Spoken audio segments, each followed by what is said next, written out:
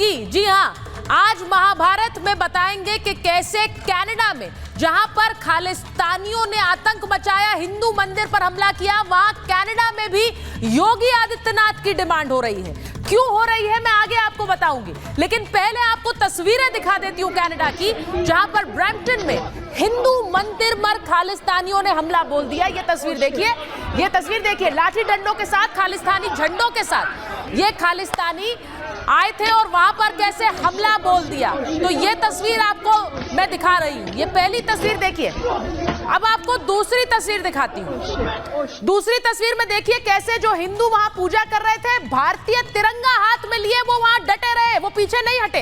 एक तरफ से तिरंगा लिए हाथ में लिए वहां पर भारतीय आपको दिख रहे हैं, दूसरी तरफ खालिस्तानी झंडे लिए वहां खालिस्तानी पहुंचे और उन्हें वहां से खदेड़ने की कोशिश की, डंडों से हमला भी किया। यह सब कुछ कनाडा में हो रहा है। भारत और कनाडा के बीच की जो राजनीतिक तस्वीर है वो आप देख ही रहे हैं, कैसे रिश्ते खराब हुए हैं और सिर्फ ट्रूडो के खालिस्तान प्रेम के चलते ये स्थिति आई है। तीसरी तस्वीर आपको दिखा रही हूं। तीसरी तस्वीर देखिए, वहां पर जो हिंदू जिन पर खालिस्तानियों ने हमला किया उन्हीं को पकड़कर ले गई ट्रूडो की पुलिस उन्हीं को पकड़ रही है। वहां पर लोग कह रहे हैं कि ही इज अ किड, यानी वो बच्चा है जिसे आप पकड़ कर ले जा रहे हैं, लेकिन सुन नहीं रही है पुलिस वहां पर उन्हें उठाकर ले जा रही है। ये कनाडा में हुआ, ये तस्वीर जरा देखिए आप। He is a kid। ये तस्वीर भी आई और इसी के साथ चौथी तस्वीर आपको दिखाती हूं जो कनाडा से आई। यहाँ मंदिर में जो लोग भारतीय वहां थे उनके साथ पुलिस ने कैसे मारपीट की और इन लोगों ने वहां सीधे कहा कि आप लोग खालिस्तानियों को बचा रहे हैं और हम पर हमला कर रहे हैं। पुलिस वालों को भी घेर लिया वहां लोगों ने। उन्होंने कहा ये देखिए, ये पुलिस वाला है, ये हम पर हमला कर रहा था, हमें पीट रहा है, हमारी गलती नहीं है लेकिन तब भी हमें पीट रहा है। ये तस्वीरें कनाडा से आई हैं। कनाडा में खालिस्तानियों का बोलबाला है। जस्टिन ट्रूडो खालिस्तान समर्थन से सरकार बनाए और इसीलिए खालिस्तानियों के समर्थन में वो खुलकर आ गए, इसीलिए भारत पर आरोप लगाते हैं। लेकिन वहां जहां पर ये सब कुछ हुआ वहां कैसे योगी आदित्यनाथ के बटेंगे तो कटेंगे की गूंज है, आज महाभारत में आपको बता रही हूं। योगी आदित्यनाथ ने एक नारा दे दिया, बटेंगे तो कटेंगे, और उसके बाद कनाडा में भी योगी आदित्यनाथ का यह नारा छा गया है।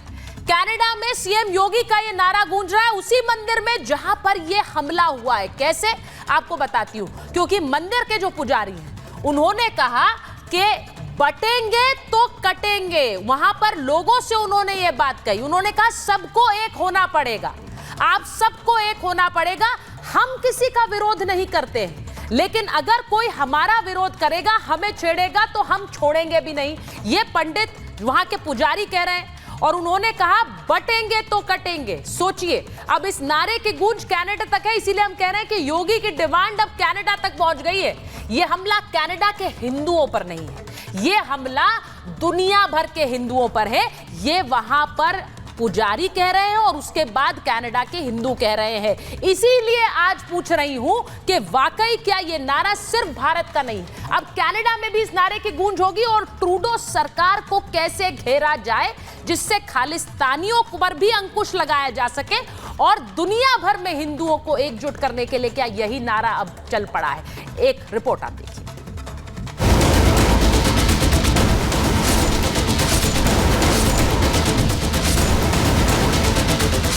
ये तस्वीर है कनाडा के ब्रैम्पटन में हिंदू मंदिर पर हुए हमले की।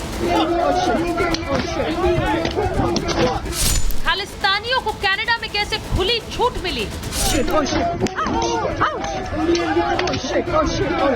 लेकिन तिरंगा लिए लोग भी पीछे नहीं हटे। कनाडा से आई तस्वीरें बताने के लिए काफी हैं कैसे कनाडा में खालिस्तानी समर्थक बेलगाम हो गए हैं। ट्रूडो सरकार हिंदुओं पर हो रहे हमले को रोकने में नाकाम है। ये तस्वीरें बताती है कैसे कनाडा में अब हिंदुओं को निशाना बनाया जा रहा है, कैसे एंटी इंडिया एजेंडे की आड़ में हिंदुओं को परेशान किया जा रहा है।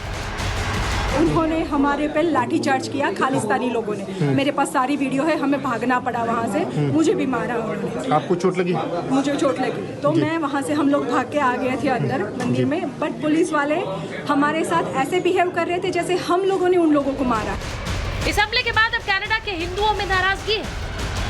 आज समय वो आ गया जब आज हम लोगों को अपने बारे में नहीं, अपने आने वाली संतति के बारे में सोचना पड़ेगा। सबको एक होना पड़ेगा। हम किसी का विरोध नहीं करते हैं, लेकिन कोई हमारा विरोध करेगा तो कनाडा में हो रहे हिंदुओं पर अत्याचार से साधु संतों में जमकर गुस्सा दिखा। खालिस्तानी आतंकियों का अड्डा कनाडा हो चुका है। ट्रूडो सरकार ने जिस प्रकार से इसकी निंदा की है, निंदा की आवश्यकता नहीं, कार्रवाई की आवश्यकता है। कनाडा भारतद्रोहियों का एक तरह से अड्डा बनता चला जा रहा है और जस्टिन ट्रूडो ने गनीमत है कि उस पर खेद तो व्यक्त कर दिया, अन्यथा तो अभी तक उन पर भी चुप्पी साधे जाते थे। भारत विरोधी हिंदू द्रोही एजेंडा वहाँ पर अनवरत रूप से चल रहा है और ये कोई पहली घटना नहीं है। इतना ही नहीं, राजनीतिक गलियारों में भी पा रहा है। खालिस्तानी जो किसी के नहीं है, ना हिंदुओं के ना सिखों के, लेकिन आप देखिए किस तरीके से उनकी पुलिस, बिल्कुल ट्रूडो साहब की जो पुलिस है वो खालिस्तानियों की पक्ष में खड़ी दिख रही है। ये जो लोग कुछ जो दस्तार और सिख फ्लैग को बदनाम कर रहे हैं, जो पूरे देश और दुनिया में सिखों ने इतनी मेहनत से अपना नाम कमाया, उसको भी खराब कर रहे हैं, बदनाम कर रहे हैं। ये वही कनाडा है जिसने हाल में आतंकी निज्जर की हत्या का आरोप हिंदुस्तान पर लगाया था, लेकिन सबूत नहीं दे पाया था। इस वजह से ट्रूडो की पूरी दुनिया में किरकिरी हुई थी और अपने देश में भी वो घिर गए थे। ट्रूडो जब सत्ता में आए तो खालिस्तानियों के समर्थन से आए और इसीलिए खालिस्तानियों को बल मिला। आज कनाडा में कई आतंकी संगठन सिर उठा चुके हैं। Babbar Khalsa international, Sikh for justice, Khalistan tiger force, ISYF संगठन, ये सभी आतंकी संगठन कनाडा से संचालित हो रहे हैं। लेकिन जब निज्जर जैसे आतंकी की हत्या होती है तो ट्रूडो बिलबिला उठते हैं, खालिस्तानियों का साथ देते हैं और भारत विरोधी बात करते हैं। ऐसे में जिस मंदिर पर कनाडा में हमला हुआ, वहां के पुजारी ने कह दिया कि सारे हिंदुओं के लिए एक ही मंत्र है, बटेंगे तो कटेंगे, और इसी के सहारे हमें आगे बढ़ना है। सुन लो, अभी भी कह रहे हैं बटोगे तो कटोगे, बटोगे।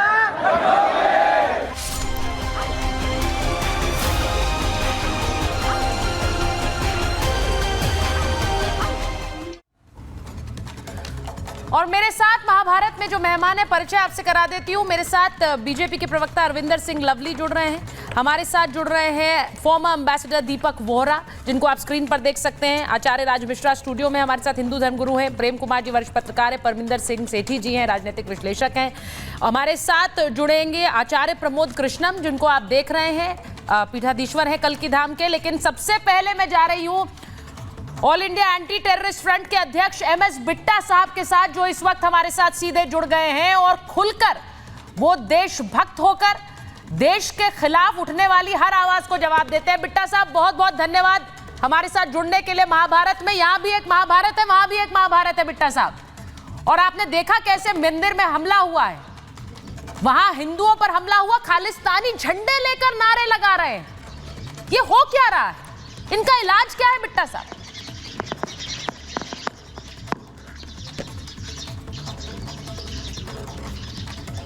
बिट्टा साहब को मेरी आवाज आ रही है? बिट्टा साहब, आपको मेरी आवाज आ रही है?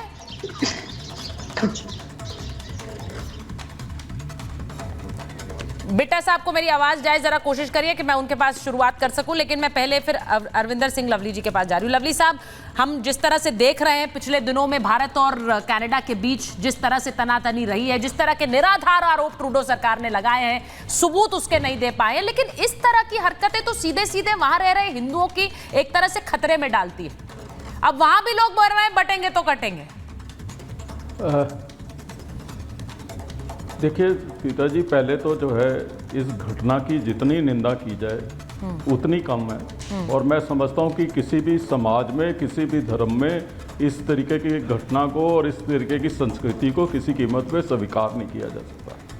कनाडा की सरकार अपनी राजनीतिक रोटियां सेकने के लिए जिस तरीके से हिंदुस्तान के लोगों के साथ व्यवहार कर रही है, उनको धर्म और के नाम पे बांटने की कोशिश कर रही है, मैं समझता हूं कि वो बहुत दुर्भाग्य है।